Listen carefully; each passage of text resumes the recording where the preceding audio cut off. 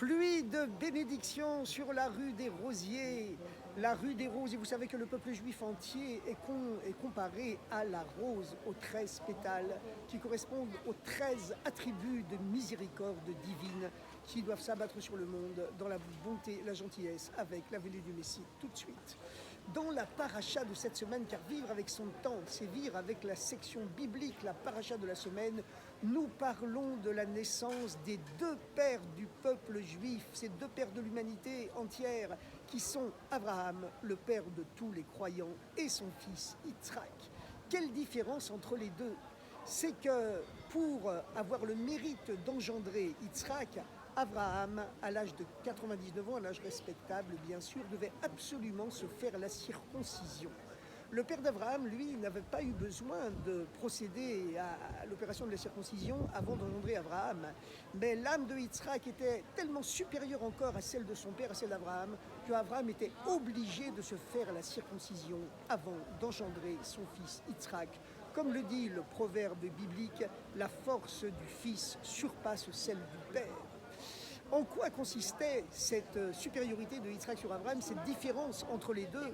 C'est que Abraham était un nomade, c'était un homme d'une bonté exceptionnelle, il remplaçait la bonté de Dieu sur la terre, la fameuse bonté de Dieu qui avait créé l'eau et la lumière le premier jour de la création. Abraham voyageait sans arrêt, se déplaçait dans tout le Moyen-Orient. À l'époque, il aurait été en Amérique et même ailleurs pour répandre la parole de Dieu, la foi en Dieu, la croyance en Dieu, la bonté et la gentillesse. Abraham était né à Ur-Kasdim, ça correspond aujourd'hui environ au Koweït ou au Bahreïn ou aux confins de l'Irak, du Tigre et de l'Euphrate. Et ensuite, il a remonté le cours des fleuves, le Tigre et l'Euphrate. Et puis ensuite, il a bifurqué vers la Terre Sainte, Eretz Israël, dont Dieu lui avait dit qu'il la donnerait un jour à tous ses descendants. Et puis ensuite, Abraham est descendu en Égypte, partout où il allait. Il était comme un parfum qui apporte la merveilleuse odeur de la foi en Dieu, de la bonté, de la gentillesse, de la tolérance, du respect, etc., etc. Il était l'eau qui se déverse du ciel sur la terre pour apporter la foi et les bonnes actions à toute l'humanité. Il ne faisait de différence entre personnes. Il apportait l'eau, il faisait descendre l'eau du ciel sur la terre. Yitzhak, par contre, était l'antinomie de son père. Comme Abraham était comparé à l'eau, Yitzhak était comparé au feu.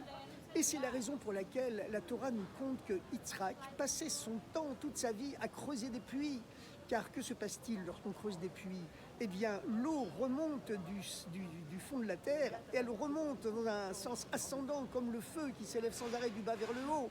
Alors que Abraham déversait les pluies de bénédiction, les eaux célestes du ciel sur la terre, dans un mouvement de descente du haut vers le bas, Yitzhak faisait monter les eaux pures qui sommeillent au fond de chaque être humain vers la surface de leur conscience.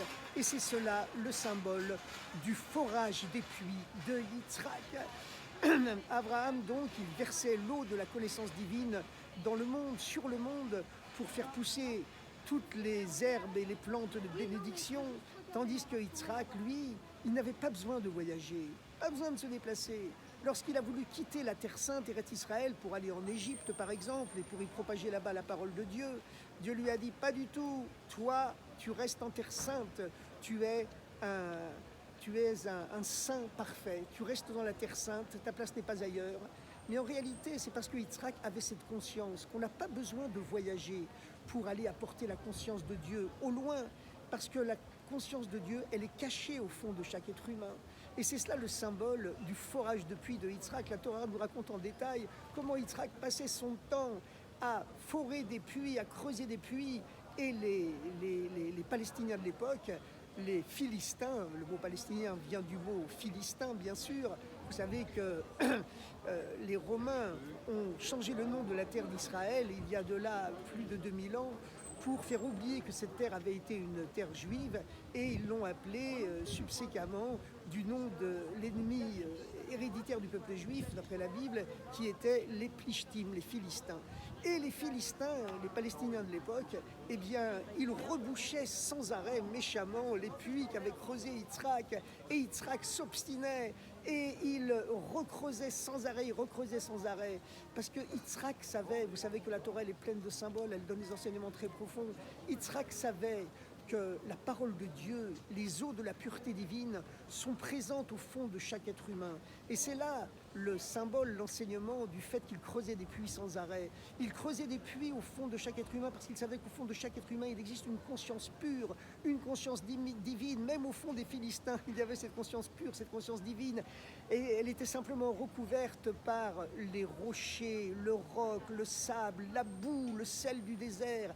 Il suffisait de déblayer, d'enlever les pierres, le sable, les rochers, la boue qui recouvre les eaux de pureté cachées au fond du désert, cachées à l'intérieur de la terre du désert, c'est-à-dire cachées au fond de chaque être humain, et l'eau remontait du fond de la terre vers le ciel, vers la surface, c'est-à-dire elle émergeait de l'inconscient au conscient.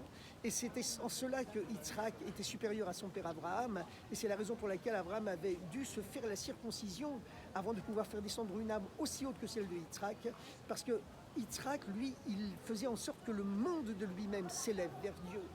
Et Abraham, lui, il n'avait pas cette force-là de faire que le monde de lui-même s'élève vers Dieu. Il pouvait seulement faire descendre les pluies de bénédiction et de la connaissance divine du ciel vers la terre, vers les hommes, dans un mouvement descendant. Mais Yitzhak, c'était un niveau plus haut. Si bien que lorsque le Messie sera là, lorsqu'on aura tous dévoilé ses eaux pures, ses eaux de vérité, ses eaux de sainteté, ce Messie intérieur qu'on a à l'intérieur de nous, eh bien, on s'adressera à Yitzhak spécifiquement en lui disant « c'est toi qui es notre véritable ancêtre, notre véritable père », sans enlever bien sûr son mérite à Abraham, parce qu'Abraham c'est le père de tous les croyants. Et d'ailleurs, Abraham Lincoln, s'il s'appelait Abraham, lui qui a libéré les esclaves américains il y a de cela plus de 150 ans, eh bien ce n'était certainement pas un hasard, de même que Isaac Newton, celui qui a dévoilé la théorie de la gravitation universelle, ce n'est pas du tout un hasard s'il portait le nom du deuxième patriarche, Yitzhak. L'enseignement, c'est le suivant. C'est que même si nous avons aujourd'hui encore des Palestiniens, des Philistins qui sans arrêt rebouchent les puits de la Terre Sainte, il ne faut jamais se décourager, Et lorsqu'on voit quelquefois des êtres humains, qu'ils soient juifs ou pas juifs, qui renient Dieu, qui se moquent de la divinité, etc., il ne faut pas du tout se décourager, ni se froisser, ni se fâcher. Il faut juste enlever patiemment les pierres, le sable du désert qui recouvre les eaux pures qui sommeillent à l'intérieur d'eux, creuser le puits en déblayant la terre et la boue, et les eaux pures qui sont au fond de chaque être humain, elles monteront irrésistiblement du fond de la terre vers le ciel, de l'inconscience vers la conscience. Alors, chers amis, vous savez qu'aujourd'hui, nous vivons une époque difficile, en Eretz Israël, bien sûr, mais il faut savoir une chose, c'est que le plus grand commentateur de la Bible de tous les temps, c'était un rabbin qui vivait en France il y a environ 1 millier d'années. Il avait connu l'époque des croisades où les Juifs de tout l'est de la France et de toute la vallée du Rhin, d'Allemagne, ont été massacrés par les croisés qui allaient soi-disant libérer la Terre Sainte, et dans des massacres terrifiants qui rappelaient un peu ceux du Hamas aujourd'hui ou ceux de la Shoah il y a quelques dizaines d'années. Et Rashi commence son commentaire de la Torah, son commentaire de la Bible, par une question. Il demande, mais voyons, la Bible, c'est un livre d'enseignement, un livre de morale, un livre de spiritualité, un livre de commandements qui explique comment on doit se conduire sur la terre. Pourquoi est-ce que la Bible ne commence pas par le premier des commandements, la première des lois, et elle commence au contraire par le récit bizarre de la création du monde, comme si c'était un livre non pas de spiritualité, mais un livre d'astrophysique ou de géologie ou de sciences et vie de la Terre. Le premier jour, Dieu a créé la lumière et l'eau, ensuite le deuxième jour, il a séparé tout ce qui existe, etc., etc. Eh bien, Rashi donne une réponse, et franchement, nul commentateur ne sera jamais plus intelligent que Rashi. Il dit, c'est en prévision du jour où le monde nous accusera d'avoir volé une terre qui n'est pas la nôtre. La Terre Sainte, la terre que tous les peuples du monde appellent la Terre Sainte. Ce jour-là, il faudra répondre à l'ONU et devant tous les peuples et les médias du monde. qu'il y a un Dieu qui a créé ce monde. La preuve, c'est écrit dans la Torah. Le président des États-Unis jure sur la Torah avant de prendre le pouvoir. Et tous les peuples du monde ont été influencés par la Torah. Liberté, égalité, fraternité, c'est une devise uniquement biblique qui a été puisée dans l'inconscient collectif de l'Occident chrétien qui est basé sur la Bible. Eh bien, voilà, avant la révolution biblique, il n'y avait ni égalité, ni liberté, ni fraternité. Ce sont uniquement des devises bibliques qu'il y a sur toutes les mairies, les écoles de France.